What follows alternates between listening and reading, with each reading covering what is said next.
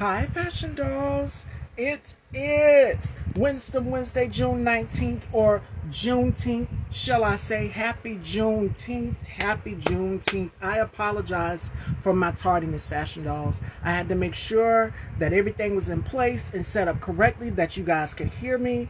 And can you guys see me? Shout outs to my brother K Tukes, the K Tuke spot. Make sure you guys please go and check out his platform. Can y'all hear me? Can y'all see me? Can y'all feel me? Happy Juneteenth. Yes. All for the red, yellow, and green. I'm here for it, fashion dolls. As you can see, a woman had to be fashionably late. And I apologize for being tardy. But without further ado, fashion dolls, let's welcome our incredibly talented special guest. He's been on the show previously, and we are going to catch up to see what he's up to right now in 24. Fashion dolls, without further ado, let's welcome our very special guest, Amiri Thompson.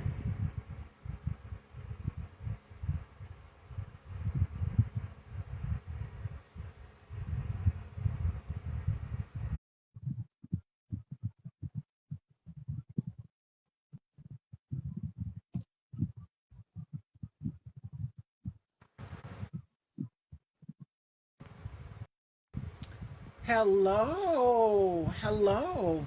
Hey, how you doing? Hold on. Great. Can you see me? Can you hear me?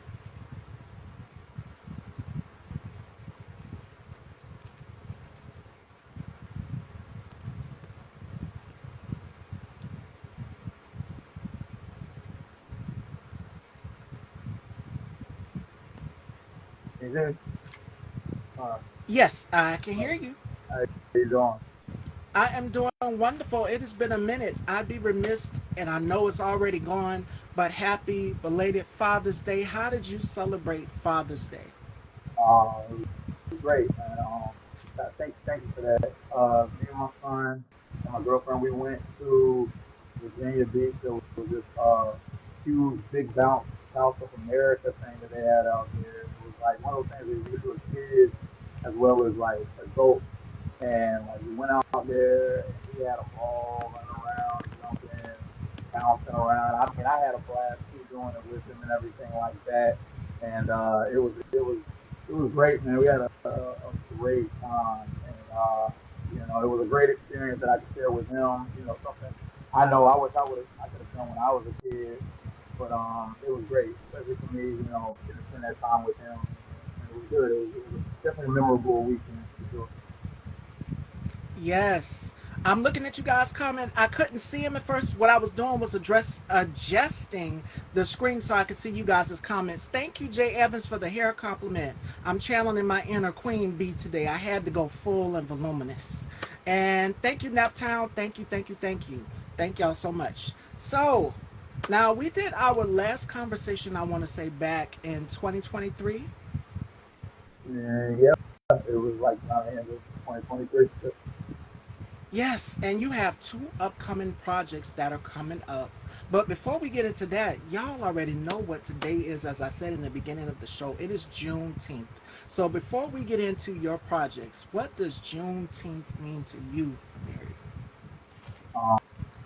Well, one, it's my little sister's birthday. So I can say shout out to her, Kaya. Oh, Happy happy birthday. birthday. Yeah, it's her birthday, but I mean, reflecting on it and wishing, honestly, I wish I'd have known about it as a kid more so than as an adult, because it's something I think, as children we should learn along with everything else that we're supposed to learn about ourselves and our culture and everything like that. But Juneteenth resonates with me in a more powerful, complex, it's just understanding that, like, even though we even though we've come a long way, we still have a long way to go.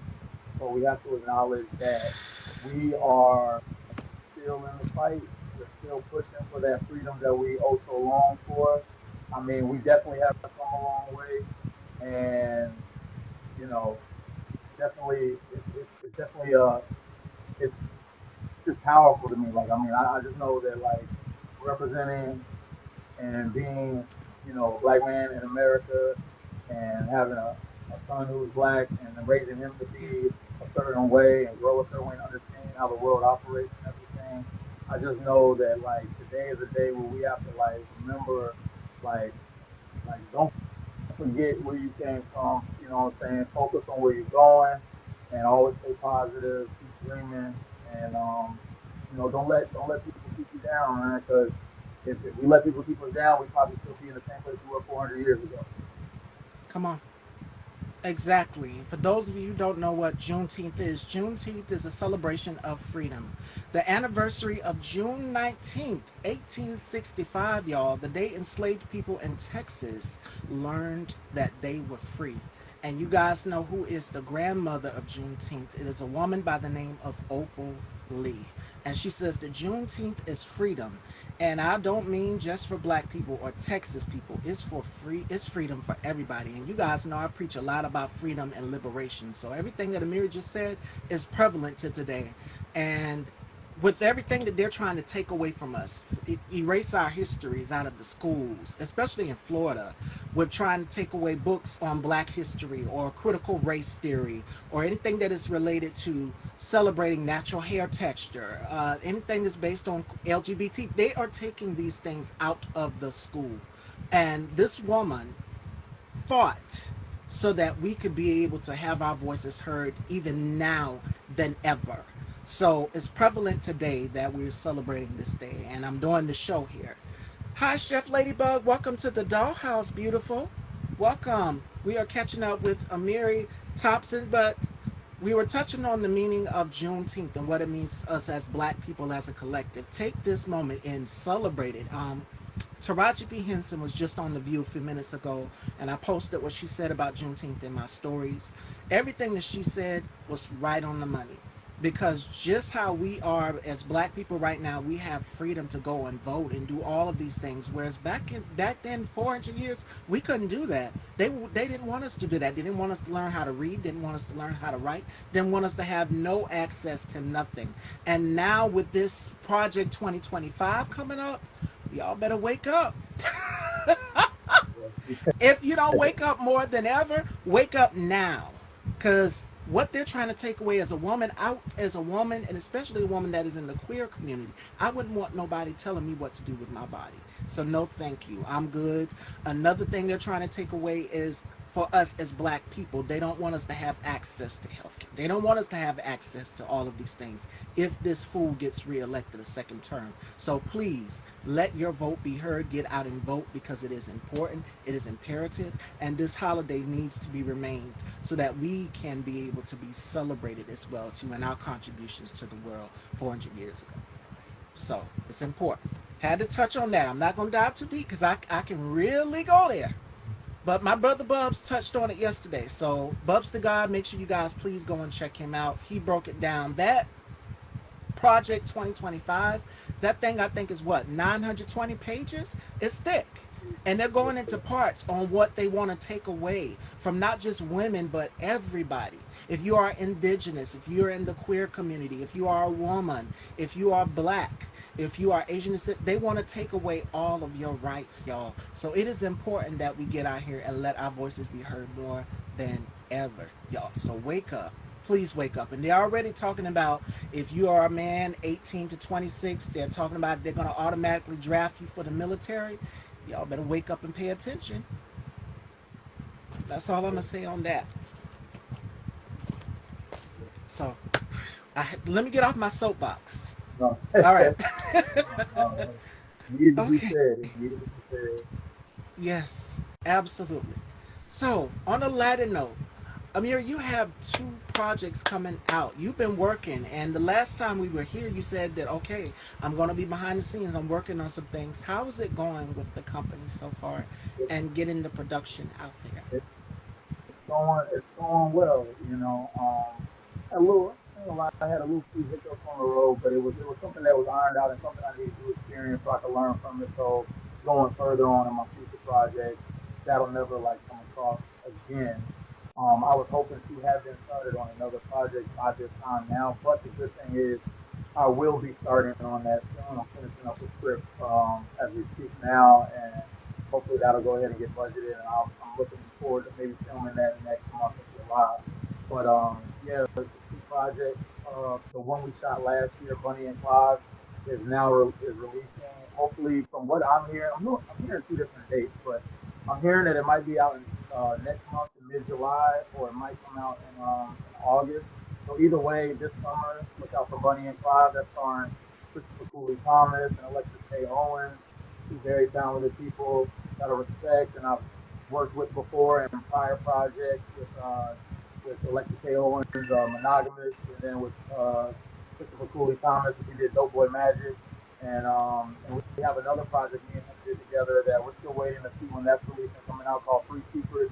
We did that with BR Films, but the one that I was working on right around the time, I think it was like on our last interview when I was about to start filming, Yeah, was another Christmas film, and it's called A Holiday for Harmony, for and Harmony. Yep. for Harmony. Yep. And it's we got the green light on that. It's coming out. They gave me the date already, so November 5th this year it will be released. That's starring this sweet talented girl I've known for years. Her and her parents are really good friends. Her name is Sarah Watson. Please look out for her because I swear she's gonna be like the next Dakota Fanning type thing. She really shows what it means to be a professional. She rocked it Yeah. out. I mean, she shows more professionalism than I've seen in adults on set, and it's a special treat to work with her. And I told her that I was gonna make a film just for her, and this one resonates around her and this little girl who is dealing with some things through the holidays. I don't want to give too much away about it, but she's going through some things, and I play her uncle Jax, and I'm dealing with I own a bar arcade, which ironically I actually work at. So shout out to Rally Point Bar Arcade that let me use the establishment. My good friends Kevin and Andrew, they let me use the place to shoot like every square inch of it to bring this different element to life out of that kind of scene and everything. And it was great. And I worked with a lot of new people in this one, man. A lot of good people I've known outside of this. This guy I know, he's a model, Andrew McKeel. Shout out to him, man. He did a great job first time being in the film. Also, JB Brookins. He's just a good friend of mine who I've always said he'd be great in films. And sure enough, he definitely brought the character to life, Mr. Hubbard. Look out for him. And along with everybody else, a bunch of younger people. I worked with a lot of kids in this one, which was something different. And it was definitely an experience because, with kids, you got to have patience because, they with you one Yeah. second and then the next minute they somewhere else. But man, they were such a treat and they were great. And I'm looking forward to working with them all again.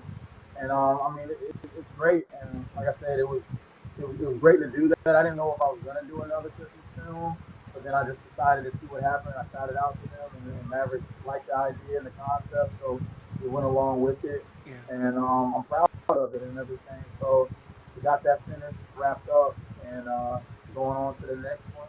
Next project's called The Lineup. It's kind of got a not giving too much out on this, but it's kind of giving a vibe of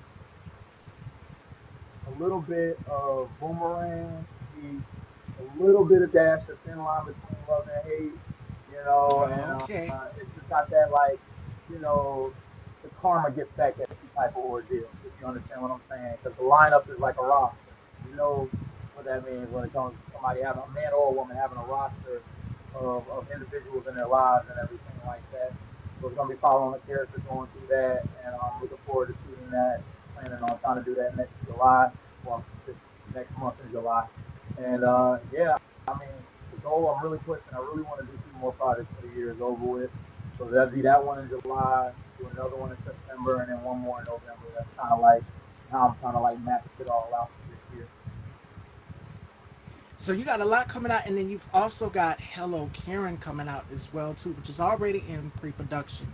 So you have a lot that you're working on as well. And I must say, I give you your flowers all the time you come back and interview with me. You play villains so well, but for this one, A Holiday for Harmony, we get to see a more softer, gentler Yeah, side of you because you're working with, yeah, the young yeah. lady. Well, I mean, he's a person trying to. He just wants to be successful and do right. And a situation occurred and put him in a situation where Harmony's in his life now, and is questioning about himself because I mean he's not a bad guy, but he's selfish. He can be selfish and everything, but he's learning through her about not being that way and being something more and being something better than he thought he was. And yeah, for the most part, I guess I do play villains a lot. I think the last time I actually even played a good guy was the last Christmas movie, the Christmas Spirit. So I guess holiday movies I play the good guy, but in other ones, man, I have a good time like being something that I'm not, man. It's just a little bit more challenging. The character gets a little bit couple more layers. You get to peel through Yeah. and get to see something different, than what I normally am. So And outside of your element. And I had this same conversation with Bernard Q. Settles about playing a villain and then going to it's about having range, it's about having depth and not just being. I had this conversation with one of my guests Monday, G for Mallet, and I said being typecast because actors, black actors, predominantly are typecast in one specific box and they think that this is the only role that you can play. right, But range, and you have range, you and Bernard, as well as Jifa, my guest Monday. Now, June is also not just Juneteenth, Pride Month, and not only that, Black Music Month as well too, but also Men's Mental Awareness Month. So, Amiri, I wanted to ask you because I've been asking all of my guests this week. My whole lineup this week was all men. For you as a black man, how would you define black boy joy, and what does black boy joy mean to you? it's a really good question. Because if I had to give, it's hard enough to say a definition, but I would say a feeling, and I would say a feeling of black boy joy. And I'm pretty sure anybody, and you ain't got to be a little boy, but growing up, being at your Yeah, grandmother's house on a summer day, and playing with your friends. Come in, you get a fresh cup of ice cold Kool-Aid, maybe some cooking something. You know what I'm saying? Like your favorite show was on. Like that feeling. I'm kind of like define that feeling is a joy that I'm gonna be honest with you. I don't feel that much as an adult ever. You know what I'm saying? Reality hits, and you realize, you know, as a man, and then being a black man, those moments are very subtle and they come here and there. I live through it more through my son than I can with myself. So that one of not the main reason, but one of the many reasons I do so much for my son is because when I see that joy through him, I can experience and get that little flicker and spark of what it means to just have pure happiness. Because, like you said, it's men's mental health awareness month, and we all go through struggles, and me just realizing like I was adopted at birth, and like realizing who my actual biological parents are like just a few years ago, and trying to identify with understanding that and letting my son understand his dad's side of the family because he doesn't know them that well. I mean, I got my family from my parents, God rest their soul. I mean, I still communicate with some of them here and there, but you know, at a time where I'm at 36 years old, about to be 37 soon, like I sometimes still struggle with trying to figure out like who really am I? You know what I'm saying? Like even at this age, I still question that as I try to like build a career in this film world, as I try to like be the best father I can be for my son, as I try to be the best partner for my girlfriend, as like as I try to do all these things, I still question myself at the end of the night, like who am I? And it, honestly, for me, Steve, it's hard to like define Black Boy Joy because for me, it's just a feeling I remember. Like yeah, it's a feeling that I long for at times, and I still search for. But I mean, I do tell you this that ain't no other feeling like it. Ain't no other feeling like Black Boy Joy because it's innocent, it's pure, it's truthful, it's honest, and it's definitely from the heart. I tell you that, and like I said, with the mental health, man, like if things are bothering you, man, you're going through and you're in dark places. Because I've been in dark places and dark spaces, and I still can have a day where I slip into it. You don't mean to. You can just be sitting outside on the porch and you look at something. You can be looking at a butterfly fly by, but something triggers your mind and you go back to this spot of a time you just don't want to go back to, or just thinking about something you needed to take care of that you weren't able to, or something you're struggling with, or bills, or whatever it is, and then all of a sudden you just feel down, you feel depressed. And then it's like, who do you really talk to? Because as a man, it is hard to talk to people. I have no shame in saying like, I seek the therapy as much as I can, and I try to talk to a lot of my peers and my friends and my brothers. Like shout out to them because we know we have to talk to each other. You know what I'm saying? Because it's hard. We don't know who's gonna listen to it.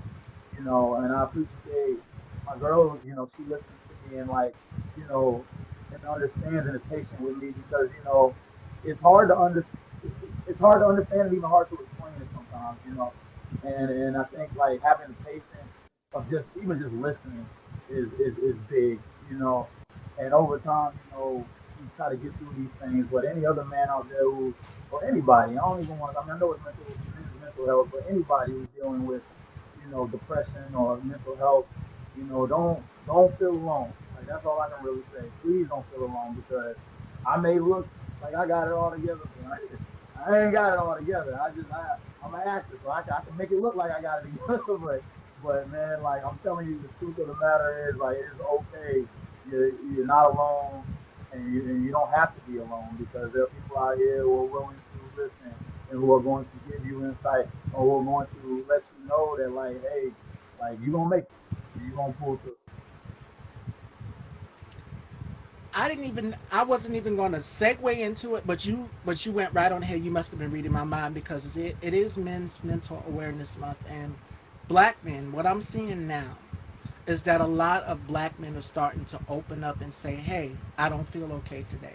Normalize therapy. They're starting to normalize therapy. And I've been saying this all throughout this week with my other two guests that I've had on, Jifa and then Andre as well too, about men getting therapy and counseling and talking to someone. Because the black community, us 400 years, as you stated in the beginning, that number, 400 years, that trauma is stuck with us, not just as black women and black men, but the whole black collective is still with us. And until we heal and unpack whatever it is, the trauma, you got to talk to somebody. Because Right. keeping that stuff bottled up inside, black people, we have been programmed for years to just sweep it up under the rug. Don't talk about it. Just sweep it up under the rug. I use this example all the time. Do y'all remember the episode of Good Times when James came in the house, stormed in the house, and I mean he was mad as hell. And what happened was he took that chair. He picked that chair up. I think it was JJ or Michael. One of them then asked him, Dad, like, are you okay? You good? You sure you good? And he was yelling. He was just like, yeah, I'm okay. And he grabbed the chair from the kitchen table. And what did he do next, y'all? He took that chair and he threw it against the wall, and the chair broke. Mm. And then he went in the room and he slammed the door.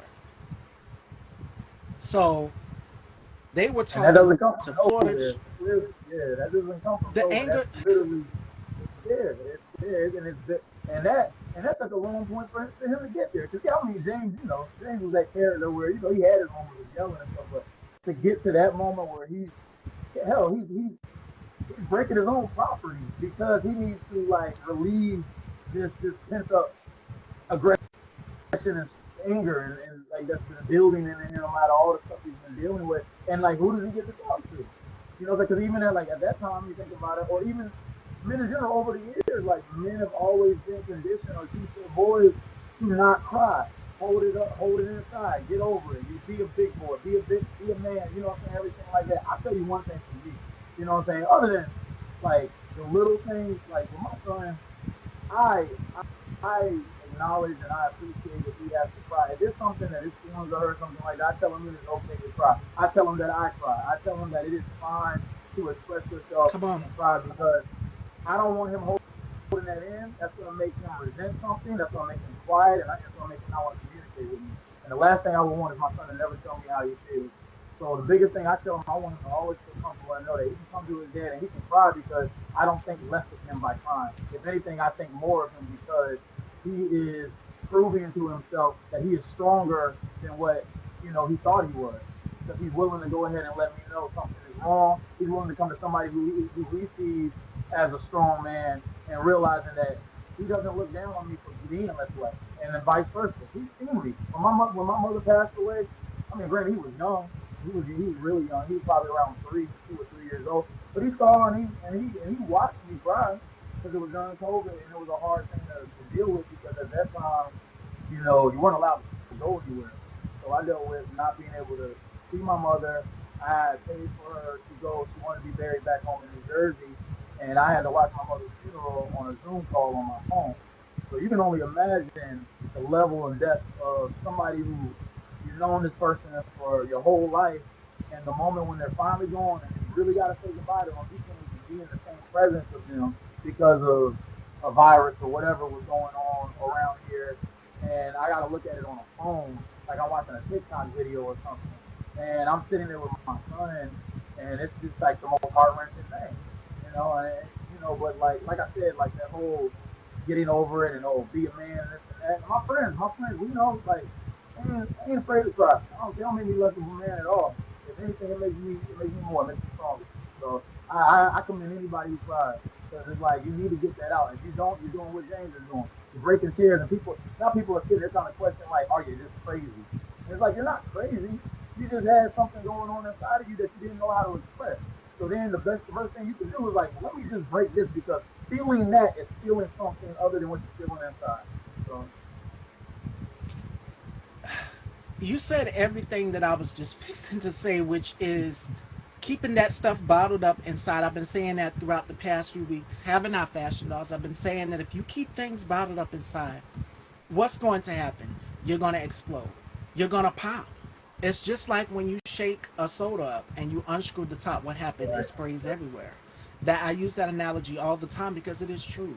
You get to a certain point where it's just like you get the pressures from your work, you get the pressures from people, just all of these things, and they start to annoy you, and you feel like, am I going crazy? What's going on? Sit right, down, take a moment, and talk to someone. That's why the resources are here. right, There's so many resources out here, 100%, and we have to take advantage of that. And I'm so proud of black men for now starting to normalize and prioritize mental health and say, okay, I was an actor, and I'm pretty sure you've seen it, Amiri, Da Vinci. Uh, you guys have seen him everywhere. He opened up about having depression or bipolar mm-hmm. disorder, one of them, and he put some stats out there that were very alarming to a lot of us because it's like, I didn't know black men, this percentage of black men suffer from this and silence. Right, They don't talk about it because it's just like, okay, I'm okay. I'm a man. I'm just going to walk it off. Da da da da. right, And we as the women, the wives, the girlfriends, daughters, we're not knowing what's going on. Unless you sit and you talk to us, we're not psychics. We can't predict it. right, So I'm so proud of now black men are starting to normalize, prioritize mental health. And that of I don't want to cry, and I'm glad that you're raising your son to say, okay, it's okay to show emotion. I'm gonna put two words together. Toxic is one, masculinity is two. And that has to be erased. We have to break that cycle. It is okay for boys to cry. And right, I have a nephew, so my brother, he's raising my nephew, and he lets him cry. I told him, let him cry. Let him get his emotion out. He's a baby still. He doesn't know. Let right, them show emotion because when they grow up or they get in a relationship or they get married or whatever, they're going to have all of that stuff bottled up inside and then they're taking it out on their significant other. And that's not right, cool. So talk to somebody. Talk to somebody because the resources are out here for black men and mental health. And I'm starting to see more and more of them say, "Hey, I'm not okay today. I've been depressed. I've been in a funk. I've been in a ball." And trust, we will sit and we will listen. We will be those listening ears for you, the women in your lives, in your family, in your anywhere. We are there to listen. So just know that you have someone there who cares, and there are people who care about you. Don't ever think that your existence on earth, even though they're trying to erase all of our existence as black people as a collective.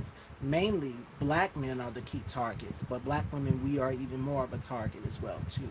But the thing is, the black men, they're looked at as a threat, and they're saying, oh well, they're a product of, you don't know what a person could be going through or what their story could be or what their situation could be at that point in their life to make them the way that they are. Everybody has a backstory. And I said this yesterday. When my guests come on my show, yes, I'm the pilot. I'm the head of it. I created Style by Stevie. I'm the host of the show. I'm the face of it. But when my guests come on, I'm not the pilot anymore. We take turns holding that wheel together. So when my guests come on, they are the pilots. They're steering the ship wherever they want to go, and I'm in the passenger seat because it's not my story to tell. I ask the questions, my guests tell their stories, and it's not my place to tell anybody, oh, you need to say this in your story, you need to do this. That's another thing. Let people tell their story. If they've been traumatized, especially black men, years ago, I mean, being shackled in chains, taken away from their families, Right. wives, daughters.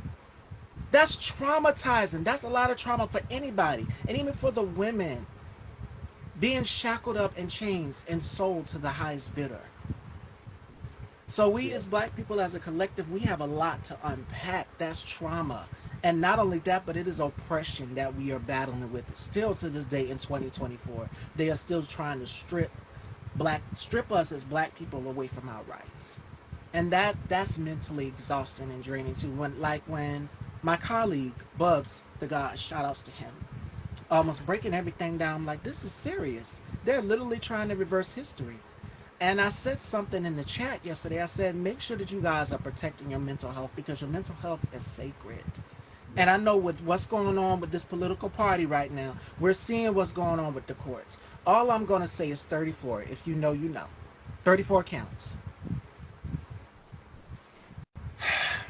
Please protect your peace. With this election cycle that is coming up, it is important, especially as black people as a collective. We're just like we're in times of uncertainty. We don't know who to turn to. We don't know who to talk to. If you need to go talk to a therapist, talk to someone, and get out of the fear of, oh, it's going to make me look crazy if I'm talking to somebody. No, it means that you're human and that you have emotion. Right. And by talking to someone, it shows that, hey, by you sharing your story with someone, you never know, it could be somebody else who could have a similar situation. You guys will be surprised at the DMs that I get after doing interviews. And it's not just from me hosting the platform, but it's my guest that come on and share their stories and say, hey, and then you have someone in the audience might say, this resonates with me too. So I'm begging and pleading with black men, more and more black men, to open up. And I'm seeing a lot of y'all on those red pill podcasts. Y'all know who y'all. I don't have to call your name. Y'all got a lot of work to do. Because whereas other black men are starting to open up more and be more vulnerable and say, hey, I don't feel happy today. And especially suffering a loss. Because you've mentioned that in I think I asked you a question about your parents and how did they feel about you acting in our very first interview. We go all the way Mm-hmm. back. And you Mm-hmm. told me, well, Miss Stevie, they're no longer here with me. And I was like, oh my God, sorry. That's Yeah. traumatizing, and that's heartache, and that's pain for anybody to lose a parent. That's a different kind of pain. And the pain that I'm going to be feeling is my sister no longer here. So I have to cope with that pain. My mom was just talking, me and my mom were talking about it today, about doing, something to celebrate my sister. June 29th is her birthday. Her birthday is this month. So it's bittersweet for me. Like, do I celebrate her? Do I not celebrate her? But my mom Right. says, yes, you celebrate her because she was a happy person. Right. She was a lively person. Same like I'm giving you guys all of my energy and doing the interviews and the show, and I bring you guys happiness and joy. That's the type of person that she was. So the pain of losing someone, that's also trauma too. And that can be hurtful to a lot of people because you can look at something like, okay, see this mirror here? Well, my mom gave me this mirror, but I have little things that my sister left, and it's a reminder for me. And looking at those things can be painful memories to anyone. It's just like, wow, it sinks in really because this person is no longer here with me. Like, it's really, really real. And I'll never forget the look on my mom's face the day we laid my sister to rest.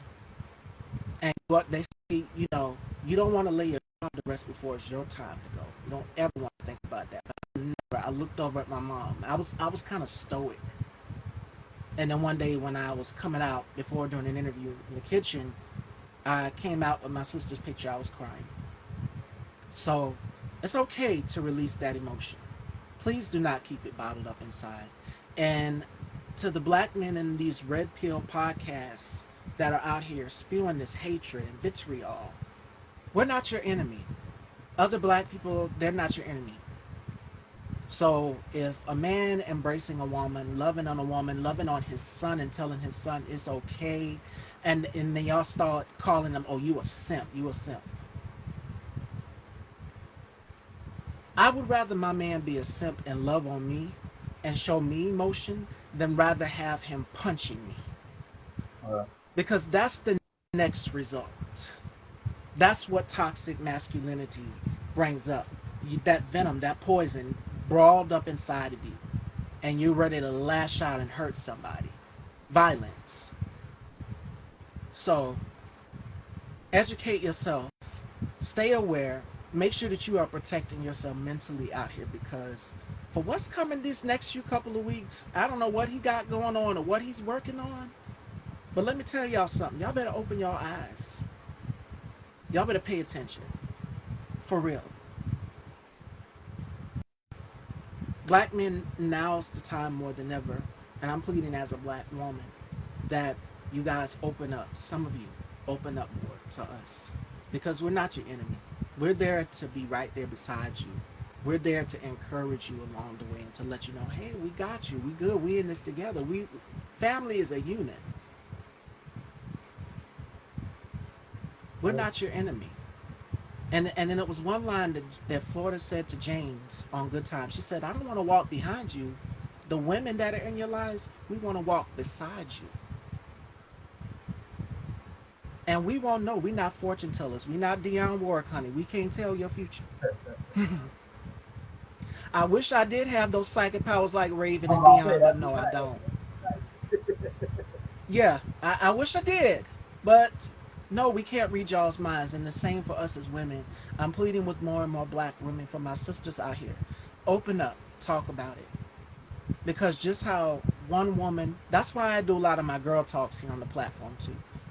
Um, one woman's story might be different than another woman's story, but they always find a common ground and a parallel in their stories. And I'll give you an example. My girl, Shayna J. Me and her have both experienced colorism. Because as you guys can see, I'm not the lightest girl in the room. That's something that we had a parallel about. So see, you always find a common ground with somebody. You never know what a person's story could be. So open up to people and talk to people, the right people. Make sure it's family. If you have family, my grandmother, I said my grandmother and my mom are the most precious people to me, and I'm thankful to still have them in my lives. And being able to go and talk to them, because some people don't have that luxury of being able to go and have a conversation. Amiri opened up about losing his parents. He doesn't have that luxury of being able to call his mom. And my heart aches for anybody losing a parent. I think about that. That haunts me. Because it's just like, we talk about legacy. We talked about legacy yesterday. And a lot of people are starting to get up in age, and we've seen so many people lose so many people this year alone. I must say that 2023, when the pandemic struck 2021 to 2023 to now 2024, has been an emotional roller coaster for all of us. And I know it can be exhausting turning on the news and seeing that one of your favorite singers passed away, or somebody you watched growing up on television has passed away. And then you have to think about how their family members or kids feel about it, and then having to keep the legacy going. So that's why it's important that you give people their flowers while they are here now. Right. Give people their flowers. Y'all saw how my friend Ricky Taylor came on the show and he had me boohoo crying, messing up my makeup because y'all know I love a good beat now. But Ricky, Ricky had me crying because he was just pouring into me, pouring into me, pour into people. And it's human nature because we always give so much of ourselves to the world. We're always giving back to people. But make sure that you are pouring back into yourself too. Your mental health is sacred. Self-care is a thing. So writing, as remember what Amiri said in the mid part of our interview, the beginning, about that butterfly. Anything that could trigger you, or anything that could be a memory to you. It can be a painful memory or it can be a good memory. Sit down and reflect. That's what self-care is. For me, self-reflection. Self-care is self-reflection. So take a moment out the day. I know for me, when I get up, I have a conversation with God. I do what's called the warrior prayer. And one of the parts of the warrior prayer is I put on the breastplate of armor of truth so that God can protect me away from what is evil out here, what is dark out here, what is a demonic entity out here. That's what it's called. That's the warrior prayer. So another thing that I do is my morning affirmations. That's how I stay so centered. And I come on and I'm just happy to see y'all whenever y'all come in and y'all join in any of my interviews. That's what keeps me so relaxed. It's like when you get to a certain part in your life, you said 36, you're a little bit older than me, I'm 30. So my time is coming. That clock towards 40 is It's ticking, right y'all. there. It's It's right ticking. around the corner. Right around the corner. Listen, so I mean, I'm enjoying my youthful years while they're here. I'm in my 30s, my sister, rest her soul, she cried when she turned 30. She's like, I want to stay young forever. I said, sister, that's not possible. God didn't want it that way. God wanted us to age with wisdom. So I'm embracing my 30s now, but I know later on down the line, I'm still going to embrace life to the fullest. And that's what I would say. Pour into people at any age. Give people their flowers. And I brought up Dick Van Dyke yesterday. Dick Van Dyke is 98 years old. Oh, Did man. y'all know that?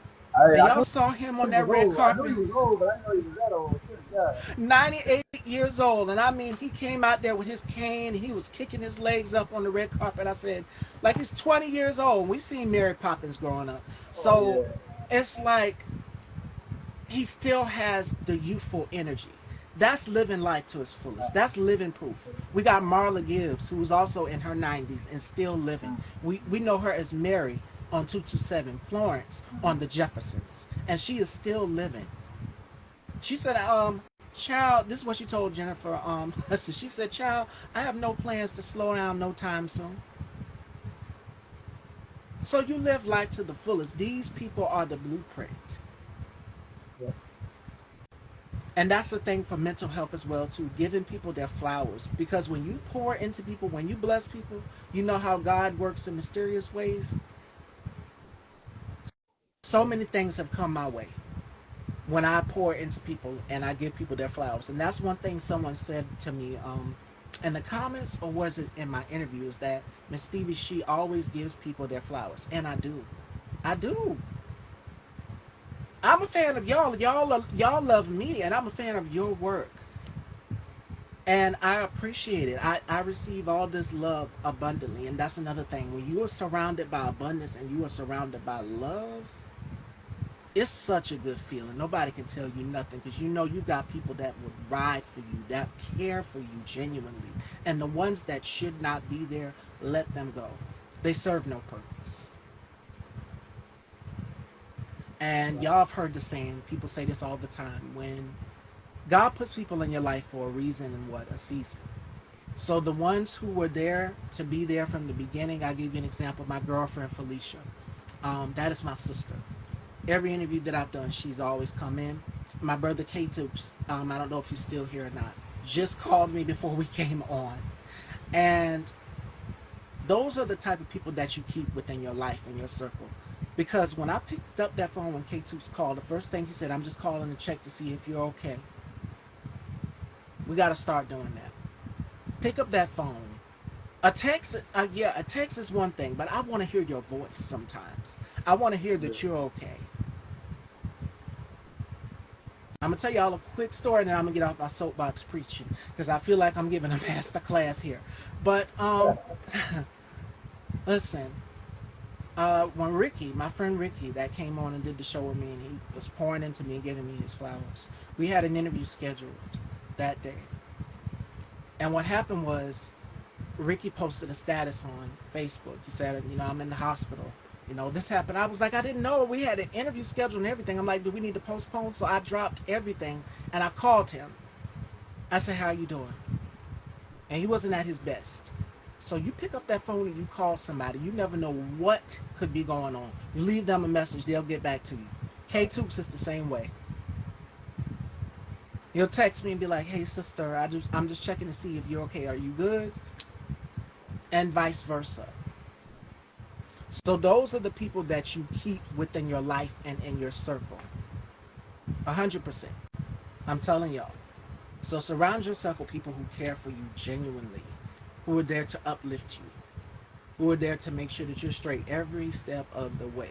Because this business is fickle. It's very likely that you find people that you create bonds and relationships with in the business because everybody's in different parts. You have people that are in hair and makeup. You have people that are over here on set, doing the catering. You never know. And make sure you give them their flowers too because they're offering a service to you. Listen, I love McDonald's.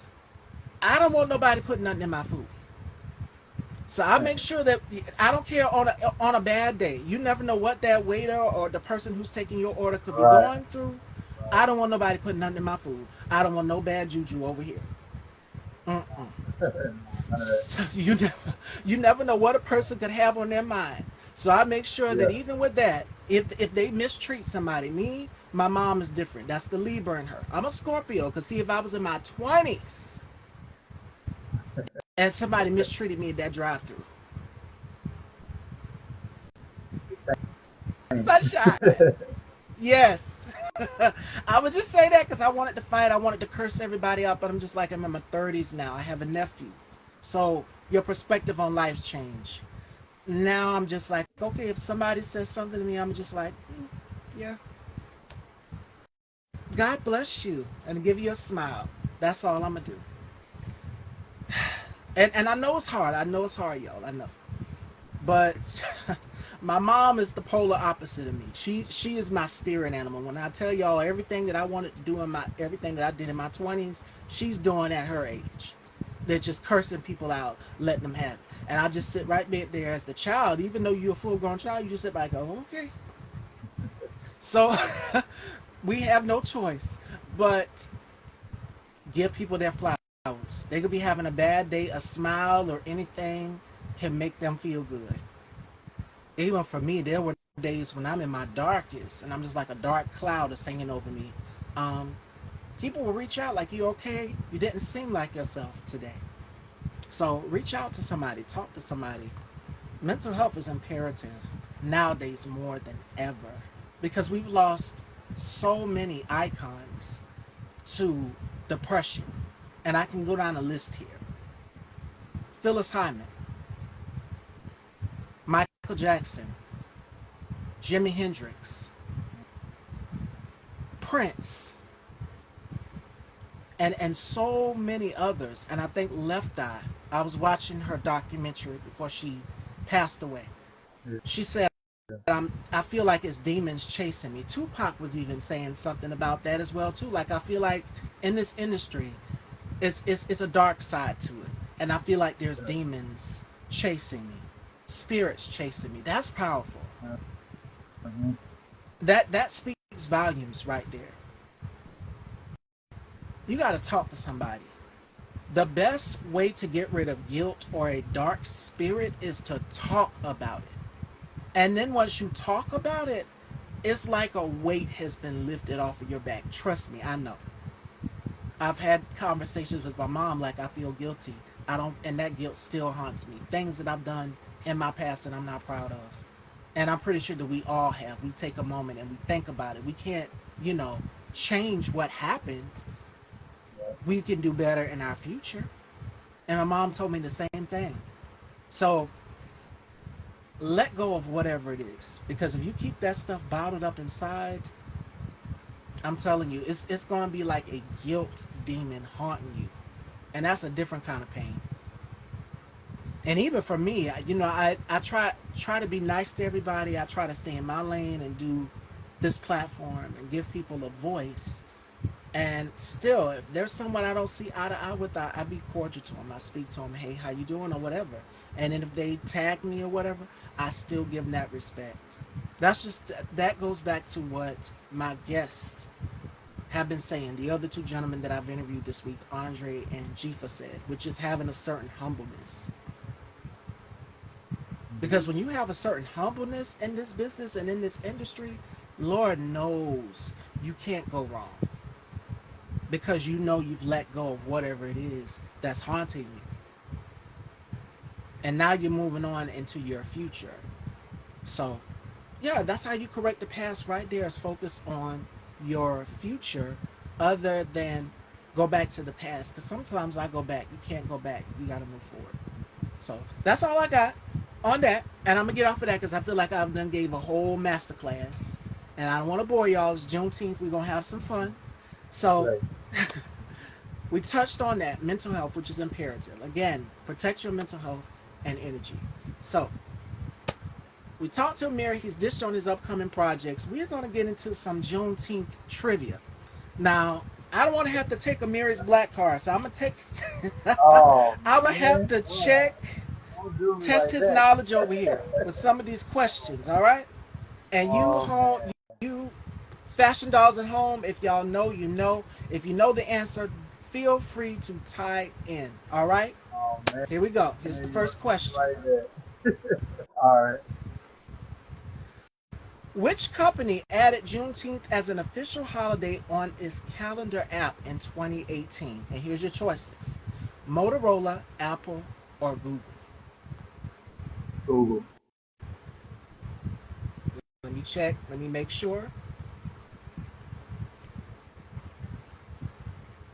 Let me check. Fashion dolls, do y'all know it? It's gotta be Google, man. All that Motorola. I don't know about Motorola and Apple, man. You already know how Apple. They be charging services anyway. I feel like it was Google. Because I remember when Google, you go on Google, like the thing changed and they like actually showed recognition.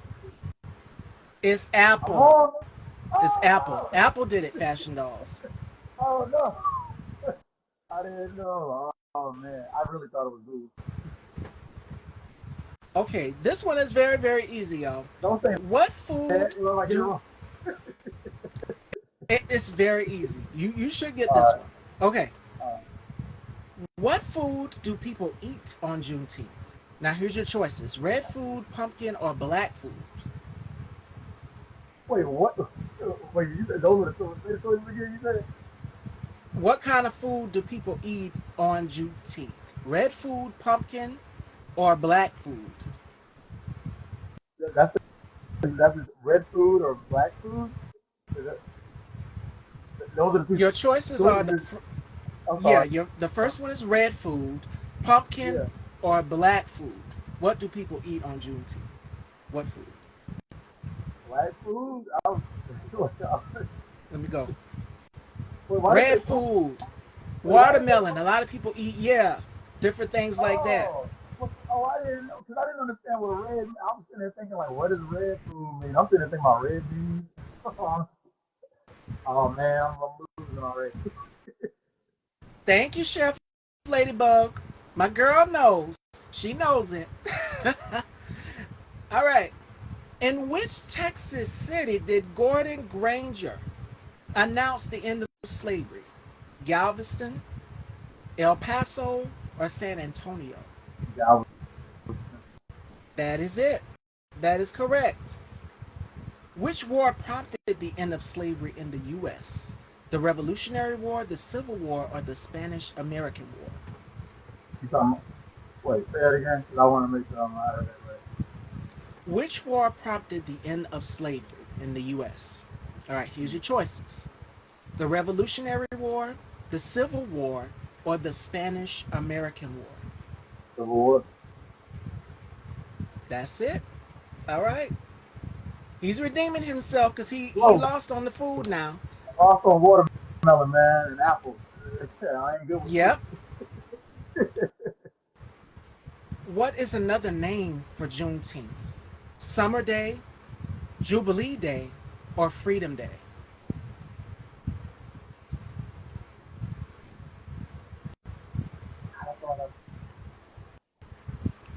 I want to say Jubilee Day. That's what I want to say. I feel like that was the other Freedom Day.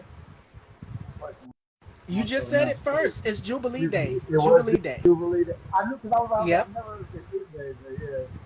Or Okay, it good. could be Freedom Day, like Chef Ladybug said, so we give you another point for that one, too. All right. Which state was Juneteenth first celebrated in? Texas, Mississippi, Georgia, or South Dakota? What was the choices again? I'm sorry, kind of broke up. Kind of broke up. Okay. Which state was Juneteenth first celebrated in? Here's your choices: South Dakota, Georgia, Mississippi, or Texas. Mississippi.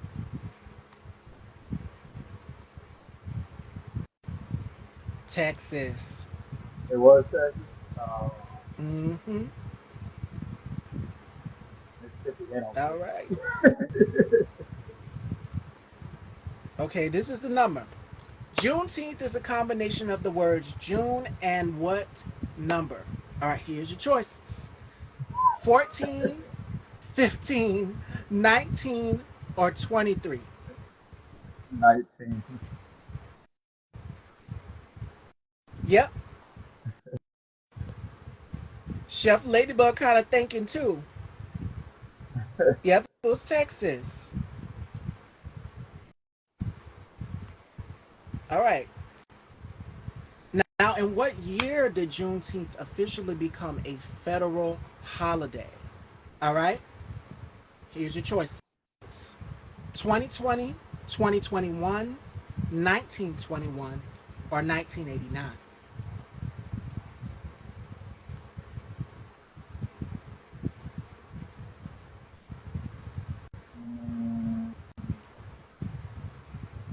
2020. You close. You getting there. Right after 2020. 2021. I know it was recently because it is they didn't. Because like I said, if it would came in 1989, I'd have known it growing up as a kid. So 2021. Yep, 2021. I All wish right, it was Fashion Dolls. 1989. I wish it was. Now, this is an easy one right here. I mean, and I'm wearing one of the colors today. Okay. The color. What are the colors of the Juneteenth flag? Black, white, and blue. That's the first choice. Red, white, and blue, or red, white, and gray. Red light. Red, who said red light? You said, what was the first person you said? You said black. Black, white, and blue, or red, white, and blue. And then the third choice was red, white, and gray. Red, white, and gray. Yep, that's it. All right, Fashion Dolls. I thought I was about to put my hand out and take his black card. I was like, I swear if he Man, didn't get you any. might have to rip half of it up. I don't know because I messed up in the beginning and then a little in the middle. Like I got caught up, man. I don't know. I'm like that Apple question. Oh man, that caught me. Cause I swear I thought it was Google. And yes, Google did change their avatar. You guys go and search for something on Google and you look up at the top, they changed the avatar. So y'all That's see why it. I thought. Yeah. Yeah, that's why I thought. I didn't even know about the Apple thing. I thought Google was the first. When I saw that, that's when I was like, oh, Juneteenth, and then I started looking into it deeper from there. So yeah. Now Chef Ladybug says, high five, Amiri. Yes, I was about to do this. And y'all know what that means. Get that black card. Cause I'm like, we should know this. Oh, well, I know now. Yes. Apple always they changes their thing as well as Google too. So if you pay attention, Google changed their the letters today. I like how they did it. So you guys celebrate Juneteenth. Juneteenth is big for us as people of color, as black people. Like this is a day for freedom. It is the day for liberation. And that's something that I talk a lot about here on this show, on this platform, is that making sure that we are free, and we still are free. But like Amir said in the beginning of the interview, we still are fighting to keep this holiday prevalent, as well as Taraji P. Henson. She just said it a few minutes ago on The View about how prevalent this day is and how we need to keep our history here and going, because what they're trying to do in the schools, they are trying to take away Juneteenth. They're trying to take away all of these things that black people have contributed to the world. It's just like you can't erase black history. You can't. This woman, Opal Lee, is the grandmother of Juneteenth, and she wanted to keep this holiday, so we're going to keep this holiday in commemoration of this woman. She's still alive and living. So, yeah, we got a lot of work to do. We got a lot to do. So, right now is question hour, fashion dolls. Before we conclude and wrap up with Amir, if you guys have any questions for myself or Amir, this is such a great conversation. And again, Men's Mental Health Awareness Week. June was Mental Health Awareness Week, but I didn't even know there was a Men's Mental Awareness Month, year, week, whatever. I didn't know that. So, it's important that we pay homage to the men that are in our lives as well, to our brothers, our uncles, our dads. Make sure that they're good, that they're straight. And the black household, we got to make sure that everybody's a-okay, and that is important. So, waiting on you guys to decide if you guys have any last minute questions or thoughts. How are you celebrating Juneteenth, and how are you ringing it in with your family? Because it's important. It's important. And make sure that you are getting access to these books, because they're talking about banning books in the schools. There's so many places that you can go and get books from. Barnes and Noble. It's so many places. There's sections in these book aisles where you can go and literally dig up on Black history and the culture and the meaning of these holidays as well. They break everything down. So when I come on here, even for me, I have to spend hours doing a whole lot of research, making sure that I have everything correct for each and every one of my guests as well as myself. It's important. So I had to do a lot of research to know about these black historical figures like Opal Lee and Marsha P. Johnson and James Baldwin and Audre Lorde, all and Angela Davis. All of these people fought for freedom, Man, shout out and to we're my dad.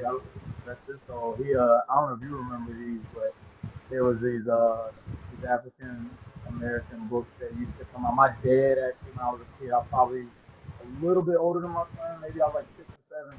But periodically, every month, X amount of books would come in the mail, and it was on each individual person. And eventually, I had like a large collection of the books that had their name on it and their faces on it.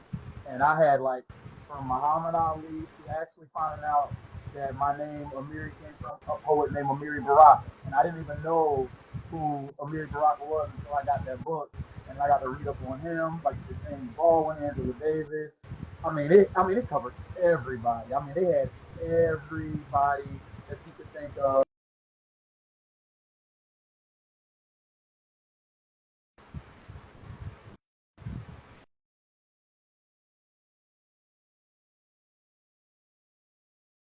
and they did one on Oprah, Madam Yeah, C.J. Walker, everybody. everybody, everybody. And I wish I still had access to those.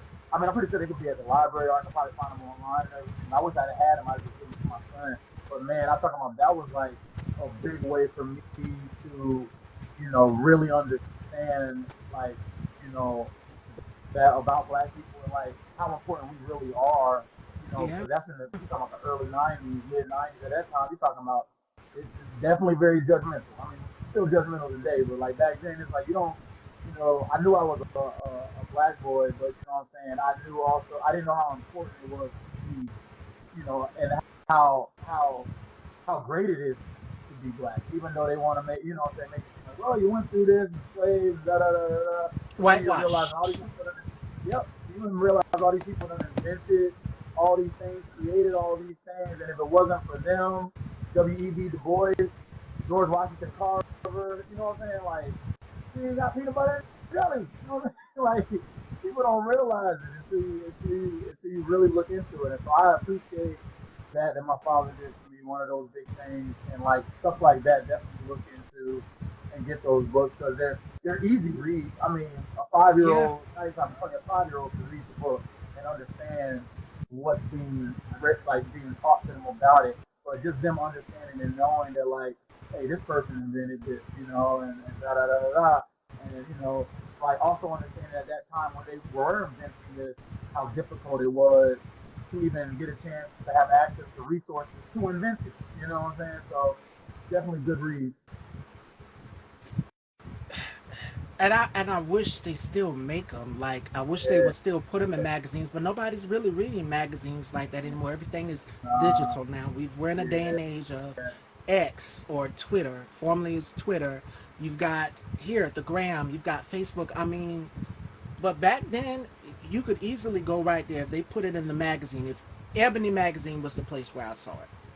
Every Right, time I right, would right. flip through Ebony, I would see it, and God, before I interview, I was wasting time trying to make sure we got the photos right and stuff. I'll post them at the end of the show, but I should have grabbed that magazine because it talked about the black historical figures. It talked about Thurgood Marshall, first black Mark, Supreme Court judge. I mean, these people Colin are Powell. pivotal Yeah, yes, yes. and to fighting for what we're fighting for right now. And these books are what we need more than ever. So take advantage. If you see these books anywhere, it could be at a yard sale, it could be at a market, it Forever. could be anywhere. Pick these books up because what they're trying to do. Um, Ruby Bridges wrote a children's book. Did y'all know that? Her book is one of the banned books.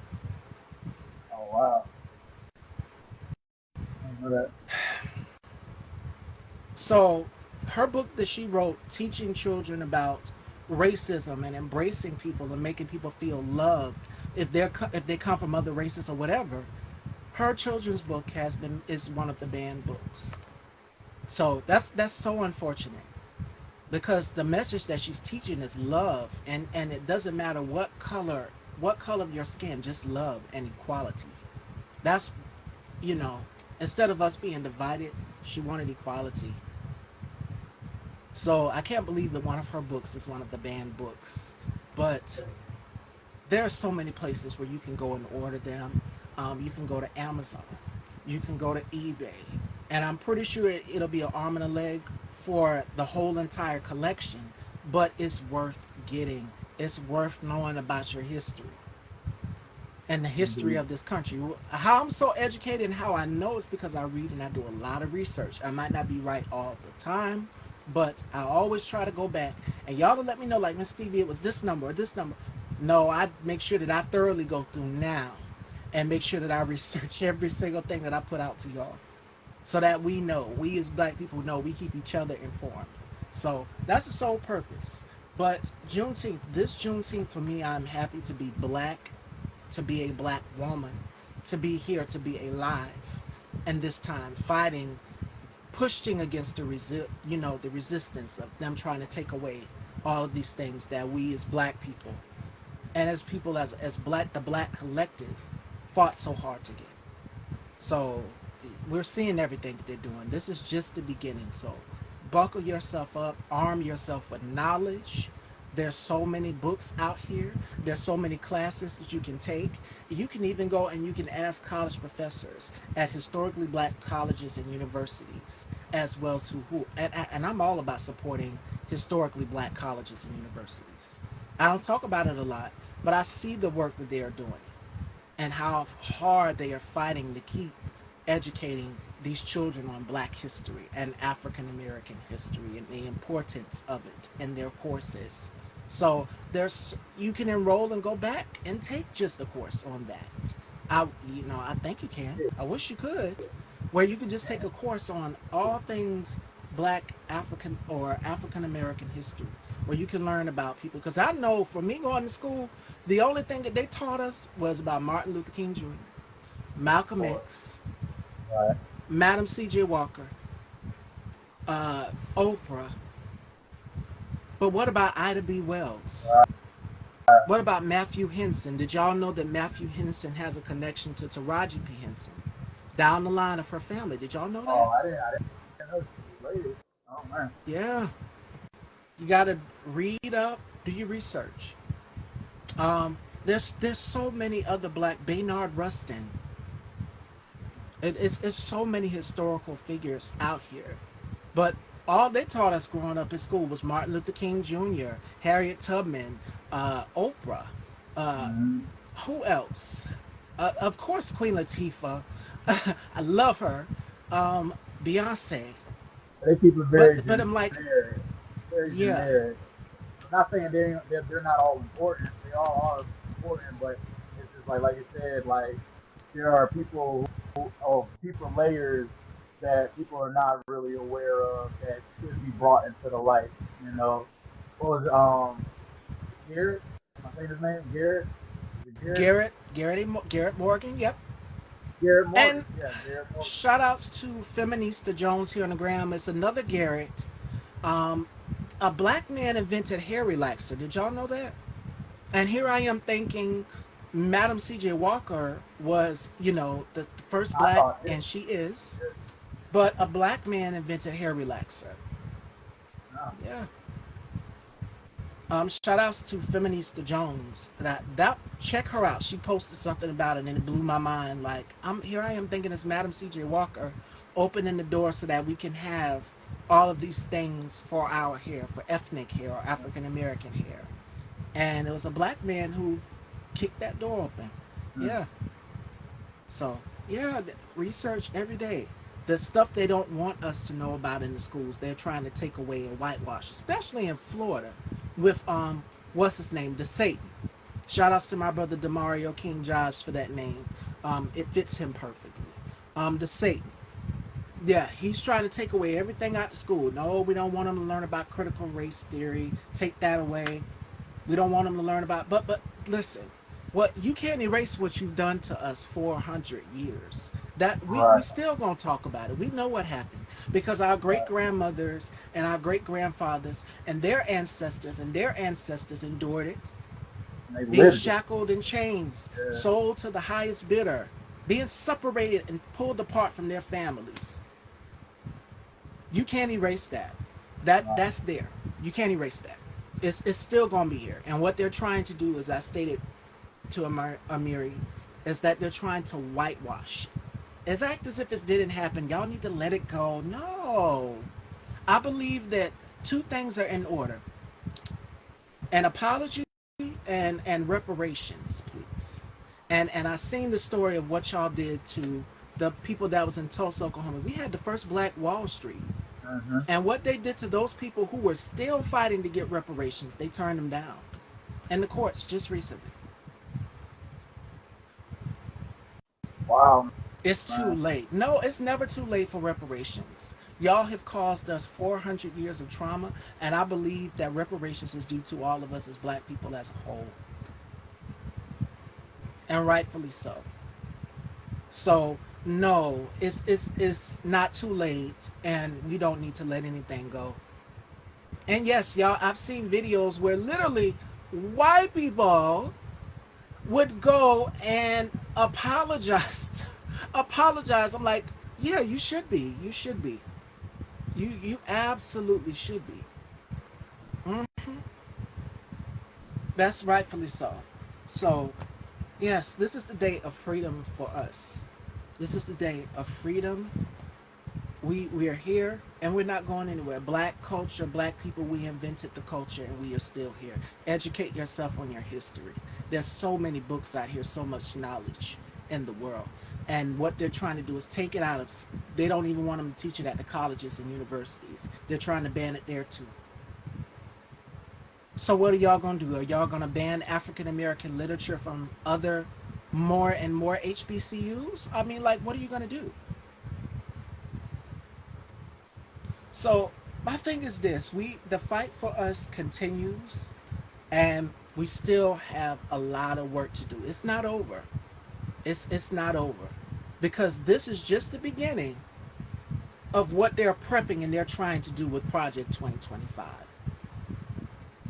and it's going to hurt a lot of us, from black people to indigenous people to any person or persons of color. It is going to affect. So please do y'all's research, do y'all's homework, educate yourself, because this is important. And stay informed. Stay informed. If you have not seen the document that is out here, the PDF is kind of long. Like I said, it's 920 pages. When Bubs was reading it yesterday, I'm just like, how long more? How long more, Lord? What else are they trying to do? But listen, it's real. It is real. So we have to open our eyes, alert ourselves, educate yourself, arm yourself with knowledge as well too. We are not our ancestors. This is a whole new generation. You got Gen Z and Gen X. They ain't playing. And I can give you an example. Homegirl in on the Senate House floor. Uh, mm, My Oh girl, yeah, I know you're talking Jasmine about. Crockett. That's it. Yeah. Jasmine Crockett. Baby, she is nothing to play with. Black women in Congress and in Senate are nothing to play with. Ayanna Presley is another one as well too. She's nothing to play with. Marilyn Mosby, all of them. Angela Rye, y'all need to be following these women. Simone Sanders is another one too. Joy Reid, yeah, I love the way. Y'all wanted to know my thoughts on by Mr. Byron Donalds saying that things were great during that time. No, they were not great during that time, Byron. And what's so crazy is that you grew up Jamaican. You grew up in a Jamaican household. And you're on national television in black skin saying a comment like that about Jim Crow. We can't make this stuff up. And they look like us, y'all. But you want to know what they really are? They are white supremacists in black skin. That's what you are. Justice Tim Scott, you out here taking these trips. Oh yeah, Jasmine called you out for that, and I love the way she did it. I love the way she did it. I love the way that these black women and black people in Congress are fighting back and pushing back as well too. And that's what we have to do. Arm ourselves with knowledge and push back. This is a resistance. They done already took away a woman's rights to their body. They done took away queer people's rights to their body. The next thing you know, they're already with housing discrimination. There was an actor that just recently came out and said he couldn't rent an apartment in Harlem, New York. When it was Wendell D. Pierce, and you guys know him Oh from wow. The Wire. Uh, Housing discrimination, urban housing discrimination, or housing discrimination that is still going on in the United States. And it's still affecting millions of black people. They they can't rent a home because they know, oh, do you look like you belong in this neighborhood? I'm a taxpayer just like you. And that's what that person would say. I'm a taxpayer. I pay taxes. I'm a citizen here. I fought to be here. Black people, we were the first here. You can't erase us. I have a right to buy some of this property. Y'all done took the first Black Wall Street away from us, and we've seen what happened in Tulsa. So now is the time to wake up, get your knowledge, educate yourself, and become aware. And I've seen people out here buying acres of land as well too to leave to their children, to leave legacy. Remember what we talked about on yesterday's show, legacy. Acres and acres of land to start their own businesses. Black people. And I love to see it. I love to see it. There's nothing better than a black owned business. And I support black owned businesses here. You guys know me all the time here on this platform. That is important. So educate yourself, stay aware, and stay alert to what is going on. And most importantly, keep fighting. This is a resistance. And it's not going to be over. It's not going to be over anytime soon. Because what he did in the courtrooms, walking out the homeboy ran out the courtroom, and security had to come back and bring him back in. This what world are we in? Like literally, I'm just like pleading for ET or somebody to phone home and fly me back on up there to the universe with y'all as well too, because this can't be real right here. Like where did they do that at? This was Obama that did this.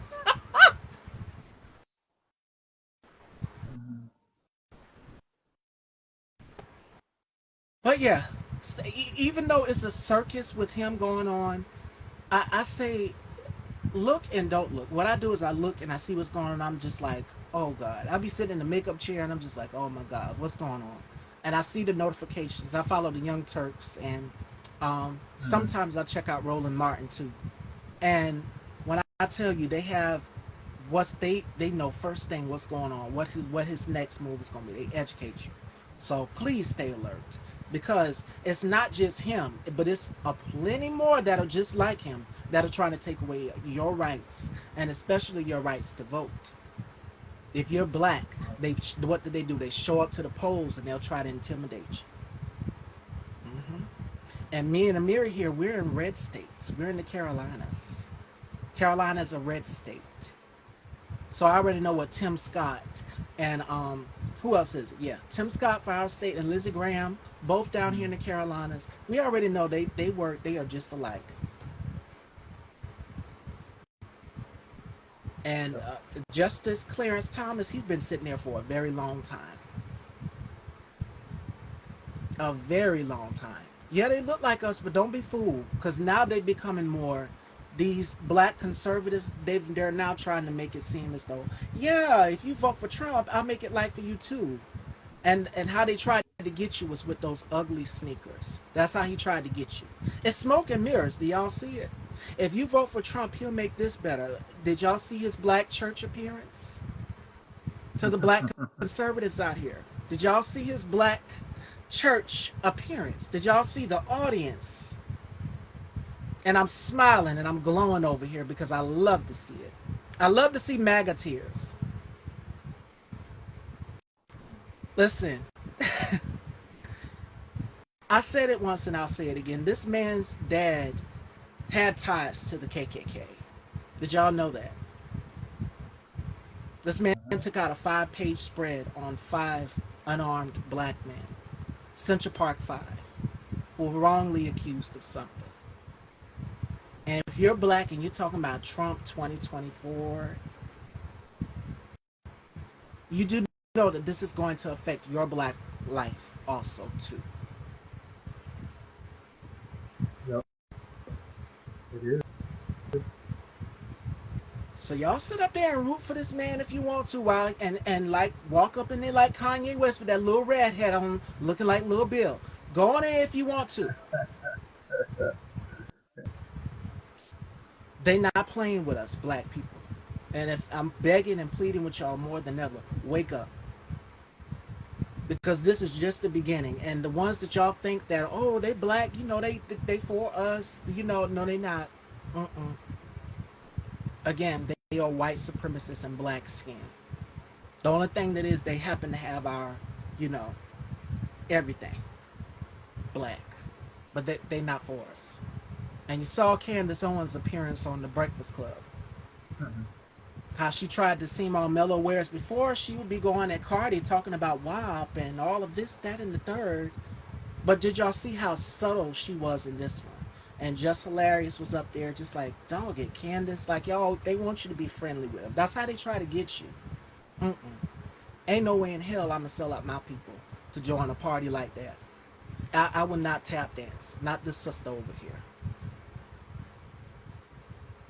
There is not enough money in the world that you could pay me to join a party like that, which spits in the face of my own people. I would never do it. So to the Candace Owenses out here, to the Bruce Lavells, the Paris Denards. Oh, Paris Denard, that's another one too. He thought that he was gonna get away with what Trump is getting away with, because this man is still rich, and he's still out here doing his rallies. He's still out here doing his thing. But you pulled something at CNN, and you saw exactly just how fast they considered you. You're a black person too. You thought you was gonna get away with it because you was in that side of the party, but they let you know real quick you are still a good at the Mm-hmm. end of the day. Yep. You learned real quick. And then you went on other news platforms and you tried to spin it and say, no, this didn't happen. They do that too. So I'm gonna end the show off on that note. Again, wake up, black people. Wake up, brothers and sisters. This is really real. And so that's all I got. But Amiri, final thoughts on everything we touched on today on today's Juneteenth show. It was great catching up with you.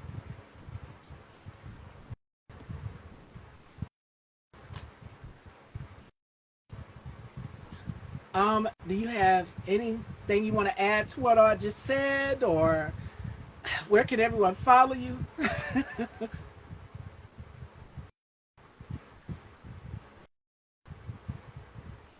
Snapchat, it's Amir, AMIRNC. Facebook, Amiri Thompson. Look out, you can even type my name in now. It's kind of funny. Like, you type it in on like Tubi or whatever, and then you can watch all those films that I've worked on, whether I've written them or been a part of acting in them and everything like that. And like I said, look forward. We got Bunny and Clyde coming out for Three Secrets. Gonna be working on Hello Karen, and then November 5th, Holiday for Harmony will be out. And keep working, keep pushing, and doing.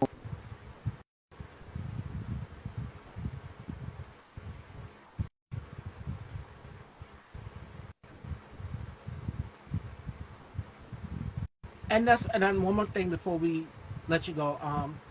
Y'all need to start supporting these black Tubi filmmakers, these up and coming black filmmakers as well too, because there's a message in every one of these films that show up on Tubi. Yes, I love the sex, I love the love, I love all of that on there too, but there's a message in every one of these films that these black filmmakers are putting out, and that is black people, we are not a monolith. We come from different walks of life, different experiences, and you don't know what a person's story or background is. At the end of the day, it is a light at the end of that tunnel. There's always a happy ending at the end of the story. That person has fought and gotten through. So stop looking down on the Tubi filmmakers and start supporting these black filmmakers out here. Yeah, we can support the Spike Lee. Spike Lee is another one. He's very radical. I'm radical too. Y'all saw how I am today. I had to let it out. I couldn't hold back on this. This Project 2025 is serious. It woke me up to a lot of what they're trying to do. Now I'm hearing it circulating what they're trying to take away, and now I'm on high alert. So I'm like this 24/7 with my eyes wide open, because I don't know what else in the future are you going to take away from us. So it's important. But support these black filmmakers out here. No show tomorrow, Fashion Dolls. Hopefully, I will be on with Marcos Luis Friday on the One Mic Night podcast for my interview with him. So I will let you guys know more details coming pretty soon, and we have some more great shows lined up next week as well too. So make sure you guys stay tuned here on Style by Stevie. Again, happy Juneteenth. I want you guys to be safe, be unapologetic, be fearless, be black, stand in your truth. You are bold, you are brave, you are unique. I love you all, Fashion Dolls, and this will be up on Style by Stevie Daytime on YouTube. If you have not, head on over and subscribe. And be on the lookout for Amiri's film Bonnie and Clyde coming pretty soon. Stay tuned. I love y'all, and again, stay woke to everything that is going on, Fashion Dolls. This is real. 2025, this is real. Take a look at the document, read it over, really do your research on what they're trying to take away, because this is serious. It's really serious. You think the military draft is just one thing of them forcefully making people register at 18 to 26. That's one thing. It's a lot more, y'all. And it's not good. It's really not good. And I wish I could say something to make it better, like to make all of the things that they're doing go away. I wish I could. If I had a magic power, I would stop all of that from happening to all of us. But what they're trying to do now, this is serious, y'all. So please look at the document for yourself. I love you all, and I want y'all to have a safe and blessed Juneteenth. And Amiri, always great catching up with you. Thank you so much. Always a pleasure. Thank you. Have a good one. Take care, everyone. You too.